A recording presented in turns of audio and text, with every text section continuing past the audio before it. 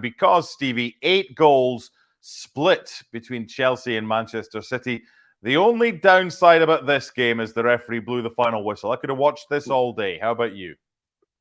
Yeah, I mean, it was a fantastic open you attack, we attack game pretty much from the start to the end. Chelsea, I think we have to give Chelsea a lot of credit. The one thing they couldn't do coming into this game was put the ball in the back of the net. And they finished up with 4 goals. I mean, who would have thunk it? I certainly wouldn't. I'm not surprised that City scored 4. But Chelsea, every opportunity they got, they went for it. And as I said, they got what they deserved, because neither side deserved to lose, and Chelsea certainly didn't deserve to lose this. So yeah, 4 apiece. Could have been more. Could have been 6 apiece. Goalkeepers making saves. Haaland probably should have had a hat-trick. Sanchez made a good save from him, one-on-one. Cole Palmer, who had ice in his veins with that penalty to make it 4-4, should have scored earlier as well. Clean through, one-on-one with Edison. Edison, again, made a good save, but he should have scored. So, yeah, I mean, just end-to-end, chances galore, and 8 goals. I mean, an incredible game. Yeah, as the wonderful commentator Peter Drury said, he said, City's boy becomes Chelsea's man as Cole Palmer slotted home the injury time penalty. Let's rewind. I was going to ask you, was it a fair result? You've covered that. You thought it was. Let's start with the first goal and Erling Haaland getting Manchester City off to a good start. What did you make of the way the game was going prior to City taking the lead? Well, they basically scored when they were in top. Chelsea started the better of the two sides right from the get-go, and pretty much for the whole game. Every opportunity, every time there was a turnover, which unlike City, there was a lot of turnovers particularly in the first half, and Chelsea went after it. And Chelsea, as I said, started really well, but after about 10 minutes, City probably had the control of the game for a little spell, and then when they were in control of the game, they scored. And as the ball hit the back of the net, I thought, oh dear, this after such a good start, this could go badly wrong. But I'll tell you what, it didn't. Right from the kickoff, Chelsea were at it again, and got the goal, which again I thought they thoroughly deserved as well. Was it a penalty for you? Yeah. Okay. Yeah. Absolutely. The penalties we saw today, I don't think any of them were in question whatsoever. There was no controversy. They're both penalty kicks. Yeah, and I'm glad, because in a game like this, what we didn't want was having to go to a VAR decision that could have gone either way. So yeah, I'm glad to say that both penalties, in my opinion, were penalty kicks. No danger.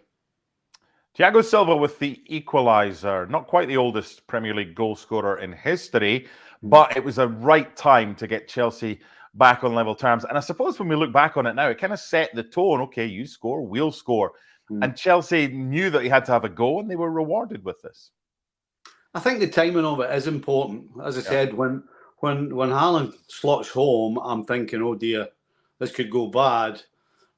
I mean, I can't remember exactly how long it was, but it wasn't that long after that Silva got that header, and I think it was important because the longer the game would have gone on, in my opinion, without Chelsea putting the ball away, I think it could have gone in a different direction. But the fact that they got rewarded so quickly, I think, just pepped Chelsea up again, and from there again, they kept at it for the 90 minutes. I kind of sound as though I'm praising Chelsea a lot here, but I think we need to, because I don't think any of us... It's not a crime. No, but I don't think any of us had Chelsea getting anything from this game. And it seems a little harsh on Man City. Listen, you scored 4 goals away from home. Yeah, we also conceded 4. Well, and I think that when we talk about City, that really is going to be the crux of the matter, unfortunately, because it's not a shock they scored 4. It is a shock that they let 4 in. But, as I said, I think a lot of that is down to the way Chelsea went at them every opportunity they could.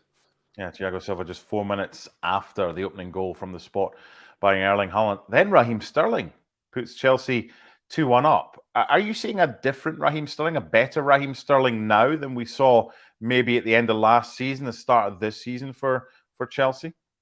Ah, yeah, no question. And I honestly believe it's to do with him not getting picked for England. I think he's just thought, yeah, I'm going to show everybody, never mind Gareth Southgate, that I'm still a factor in the Premier League, because he hasn't been for a while. But we saw that he today was back to his best, no question.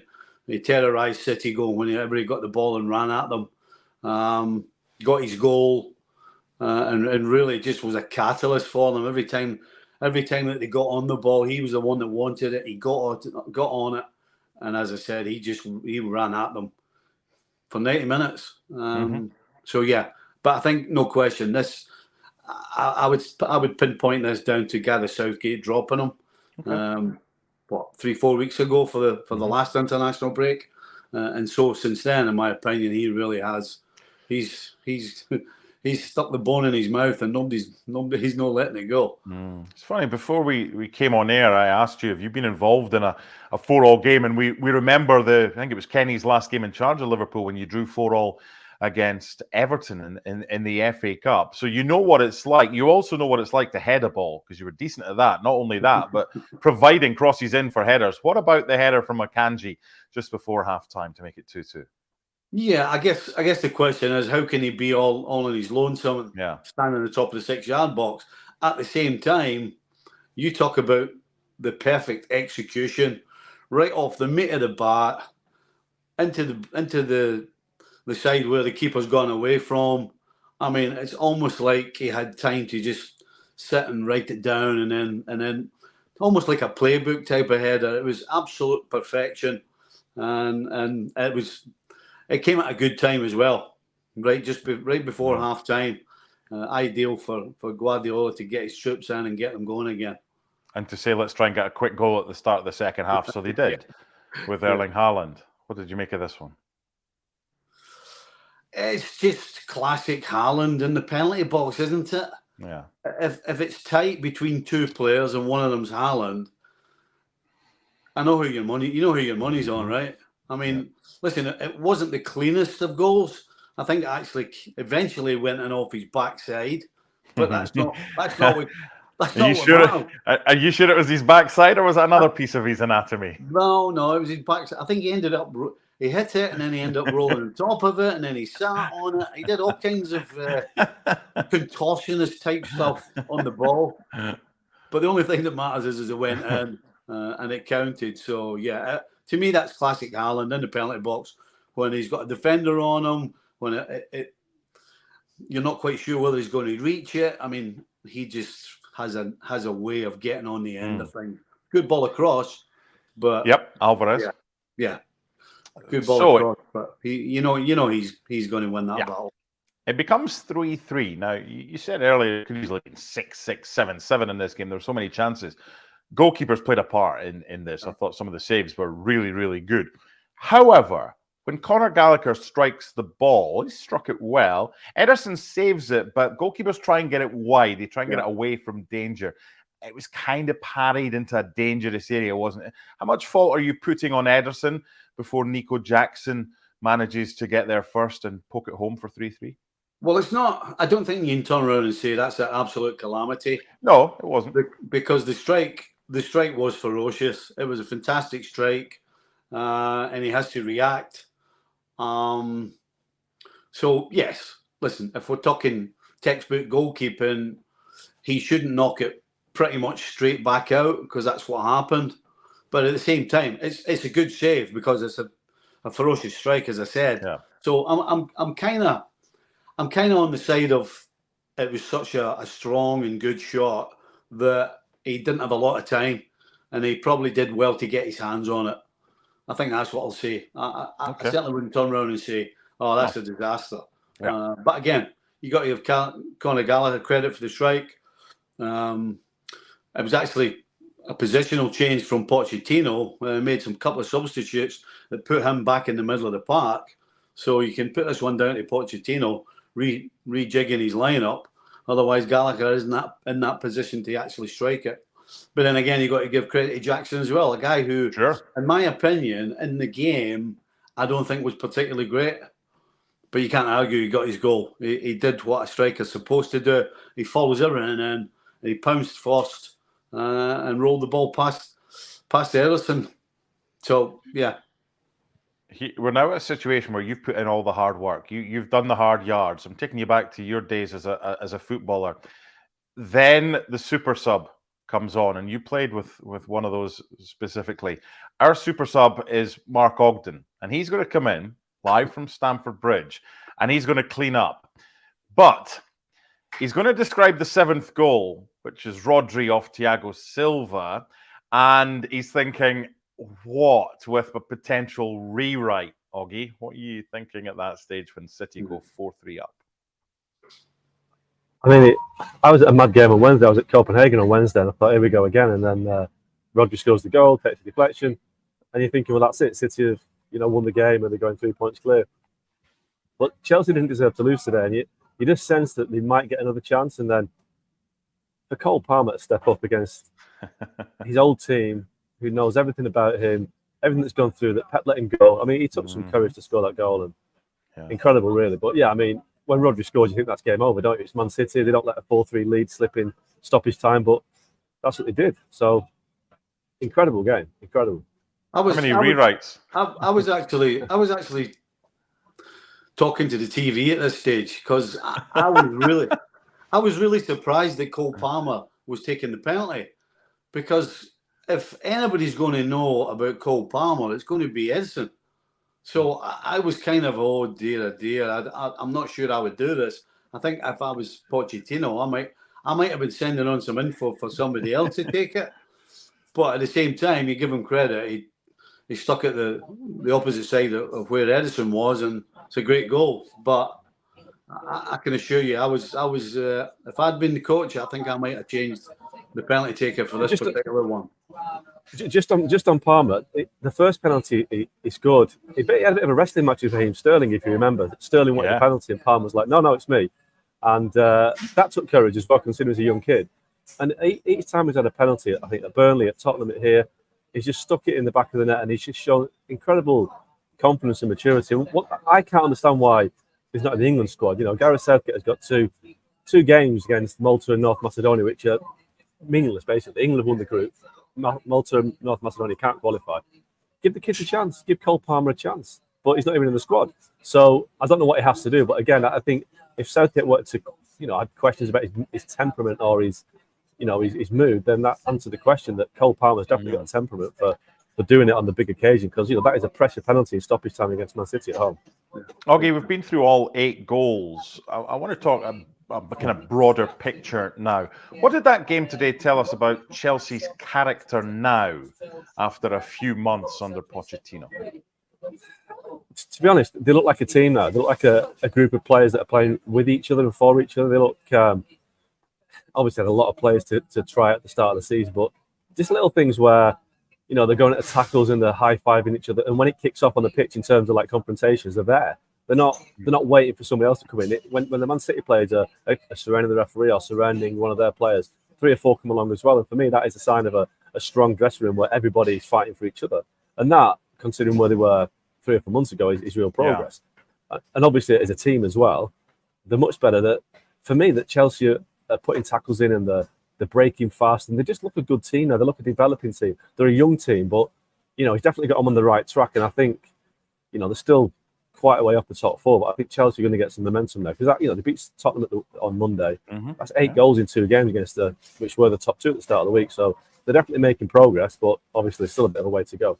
10th in the table right now. Stevie Marks just mentioned the word team 3 times in the word sentence, in the same sentence, and that's a word that's been missing from this Chelsea side, whether it's under Pochettino or whatever. It's like, oh, you come in with billions of dollars of cash, you can spend whatever you want. Yeah, but they've signed individuals that haven't gelled. Is this week with the win at Spurs, albeit it was against 9, but you've still got to beat them, and Nicol Jackson getting his confidence, and this comeback against Man City, could this be the turning point for Chelsea's season? Yeah, absolutely. Yeah. I mean, I think we still need to look at the big picture. We're talking about Chelsea in the terms of 2 wins, 8 goals. Listen, let's not forget they lost 4 goals today as well, and they could have lost more. So it's been a fantastic game. But the big picture is, yes, they were fighting for each other. And I think when you do have younger players, that tends to happen quicker. But yeah, I mean, I think what it means is they absolutely are going to be in the top 10 and maybe fighting for a Conference League European spot. Mm-hmm. You know, I don't think they're going to be going on some great big long run now undefeated or anything like that, because you know they still have a problem, in my opinion, at centre forward. You know, Palmer and Sterling, I thought today were really good. Jackson did get his goal, but I didn't think he was particularly great. I thought at times he'd been substituted before he scored that goal, to be honest with you. And they did let 4 in, so I think we need to calm down a little bit. Yeah, they did a lot of praise and a lot of pats in the back for the fighting, gutsy performance they put up today, but they've still got a long way to go.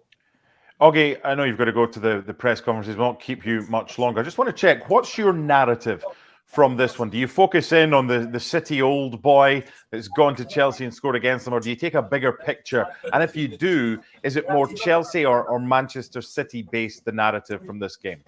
Yeah, these games are always the biggest nightmare because there's so many stories out of it. There's not one obvious, like I say, narrative. And I think, you can look at it 2 ways. You can look at, like we just discussed about Chelsea, a team coming together, gelling together, Cole Palmer, just him on his own. What a story that is, in the sense that, released by City, well, not released, but sold by City at the start of the season. And now he's really performing well. But I think, for me, a kind of a bigger picture piece is Man City. And I guess it's one of those pieces where you have to question, you pose the question, are they giving their rivals a chance this year? They're conceding 4 goals and they already lost a couple of games this year. Have City shown signs of weakness that their rivals can target and can kind of take advantage of? Or have City just shown today that they're really hard to beat because they've conceded 4 goals and they still haven't lost? So, I don't know. I mean, it's one of those where it's a very tight league this year. Liverpool next. I think Liverpool are, 1 point behind. There's a lot of teams close together. My view is that City will pull away anyway. And I think today showed that you can score 4 against City, but you still won't win, and that's kind of a bit of a concern. But I think bigger picture is what does this City team tell us, and what are they? Are they just kind of bedding down, or have they got problems that can be exploited by the rivals? It's funny. Okay. It's funny you said that, Oggy, because I was thinking the opposite way around. I was thinking that City have shown us that they can be vulnerable, and that this is actually going to be a title race, as opposed to you saying, they've let 4 goals in and still not lost. I mean, you could actually. We're both probably right. Well, that's my question. That's the piece I was thinking. Which one is it? Because you can kind of argue both, and it's kind of we probably don't know yet. But is it? Right. Are they showing signs of weaknesses, or are they just kind of really hard to beat? So it's a toss of a coin, isn't it?